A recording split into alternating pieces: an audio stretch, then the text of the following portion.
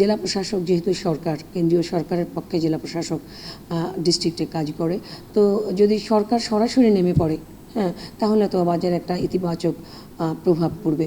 তো আমরা দেখেছি যে আমি 2 দফায় বাজারে নেমেছি, তো সেই হিসাবে বাজারে কিন্তু একটা ইতিবাচক প্রভাব আছে যে জেলা প্রশাসক নেমেছে। এবং আইনের বাইরে যদি কাজ করি বা যদি অপরাধ করা হয় বা সরকার নির্ধারিত মূল্যের বাইরে যদি কোনোভাবে কোনো সিন্ডিকেট তৈরি করা হয়, তাহলে ব্যবসায়ীরা যে ছাড় পাবে না, এই মেসেজটা তাদের কাছে পৌঁছে গেছে।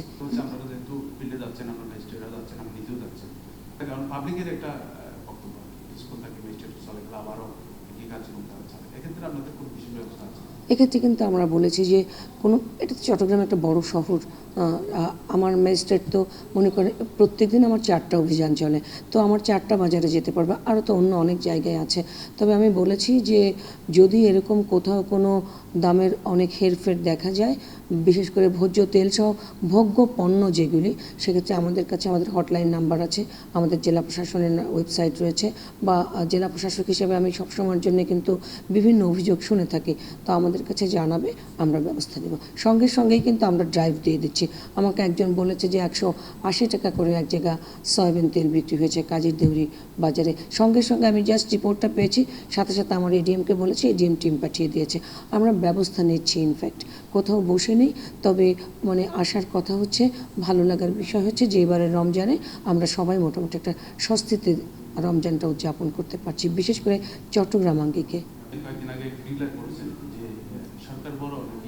ব্যবসায়ীরা শক্তিশালী, এতে এই মেসেজটা একটু আমাদেরকে বলবেন, আর একটু হুঁশিয়ারি দিয়ে কিছু বলবেন ব্যবসায়ী যারা অনৈতিক ব্যবসায়ী। আসলে সরকার, ব্যবসায়ী এরা তো একজন আরেকজনের পরিপূরক, দুজনকে সহযোগিতা করবে বলেই দেশটা ভালো চলবে।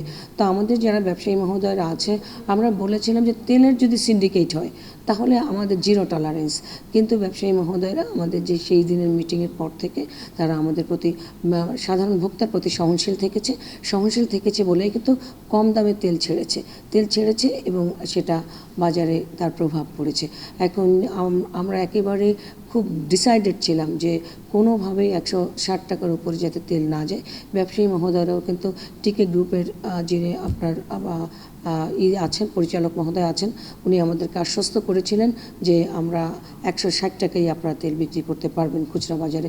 তো 160 টাকাতেই আছে, কোথাও 2-4 টাকা হেরফের হচ্ছে, কিন্তু আমরা 160 থেকে 65-র ভেতরে আছে চট্টগ্রামে। যারা খুচরা ব্যবসায়ী, তেলের ক্ষেত্রে বা অন্যান্য পণ্যগুলো যখন আপনারা অভিযান চালান বা মাঠে যান, তখন ব্যবসায়ীরা একটা অভিযোগ করে তাদেরকে পাইকাররা বিভিন্ন সত্য তুলে দিয়ে তাদেরকে পণ্যগুলো, তারাও এটা চেষ্টা করে পুক্ত পর্যায়ে করার জন্য অনৈতিক প্রচেষ্টা। সেটার ক্ষেত্রে কিন্তু তারা পাইকার বা যারা ডিলার আছে, কোম্পানি আছে, তাদের দিকেও কিছু। রমজান আসার আগে আমরা মিটিং করেছিলাম, 4 দফায় বসেছি খাতুনগঞ্জের ব্যবসায়ী সমিতিদের সঙ্গে। তো ব্যবসায়ী মহোদয়রা কিন্তু আমাদের সঙ্গে বেশ কোঅপারেট করেছে। আর যে তারা বলেছে যে প্রয়োজনে যারা খুচরা ব্যবসায়ীরা আছে তারা ভর্তুকি দিবে, পরবর্তীতে আমরা দেখব তাদের সাথে কোনভাবে কোঅর্ডিনেশনটা করা যায় ভর্তুকির বিষয়ে। আর খুচরা বা পাইকারি বাজারে যে আমরা যাব বা পাইকারি মিল মালিক যারা, তাদের সাথে আমাদের কথা হয়েছে, তারা কিন্তু অনেক বেশি চড়া মূল্যে বাজারে পণ্য ছাড়ছে না। মিল মালিক থেকে আসবে পাইকারি বিক্রেতাদের কাছ থেকে, পাইকারি বিক্রেতার কাছ থেকে আসবে খুচরা বাজারে। আমরা 3টা টায়ারেই কিন্তু মিটিং করেছি, 3টা টায়ার থেকে আমাদেরকে সহযোগিতা করা হয়েছে বলেই কিন্তু বাজারে আজকে এরকম একটা স্থিতিশীল পরিবেশ আছে, না হলে কিন্তু অস্থিতিশীল পরিবেশ হতো।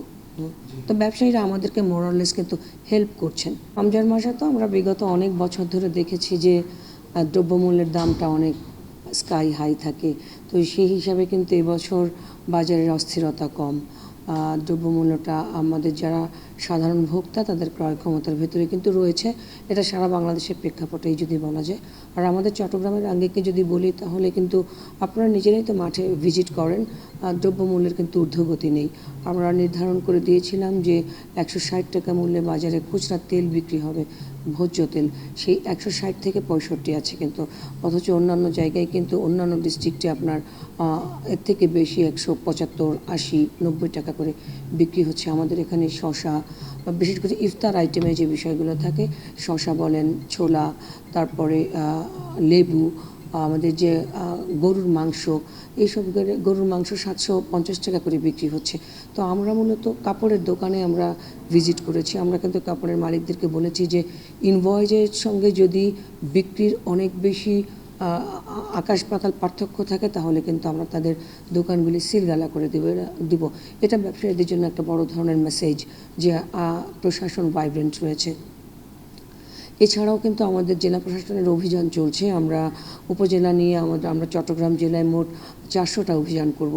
আমরা টার্গেট নিয়েছিলাম, তবে আমাদের আজকে পর্যন্ত অভিযান হয়েছে 175টা অভিযান হয়ে গেছে। তো আমরা মনে করছি যে 400 ছাড়িয়ে যাবে আমাদের অভিযান। আমাদের ইউনোরা কাজ করছে, আমাদের ম্যাজিস্ট্রেটরা ফুল টাইম মাঠে আছে। যে ডিস্ট্রিক্ট স্পেশাল টাস্ক ফোর্স সেটা কিন্তু ফুল সুইংয়ে কাজ করছে। তো সব কিছু মিলিয়ে এবারের রমজানটা আমাদের যারা ভোক্তা আছে, ভোক্তাদের ক্রয় ক্ষমতার ভিতরেই আছে এবং তারা প্রত্যেক বছর যেমন তারা একটা অস্থিরতায় ভুগেছে, সেই অস্থিরতাটা নেই। যারা ব্যবসায়ী তাদেরকে কি সতর্ক করবেন আর জনগণের প্রতি কি আশ্বাস দেবেন? জনগণ তো সাধারণ, তারা ভোক্তা। আর ব্যবসায়ীদের প্রতি আমরা বলেছি যে এটা আমি আপনাকে আগেই বলেছি, এটা সমঝোতার বিষয়। তারা আমাদেরকে হেল্প করেছে, এই জন্য যদিও সবসময়ের জন্যই আমাদেরকে কিন্তু যিনি খাতুনগঞ্জের ব্যবসায়ী সমিতির সভাপতি মহোদয় আছেন তার নেতৃত্বে অনেক ব্যবসায়ী মহোদয়দের সাথে আমরা বসেছিলাম।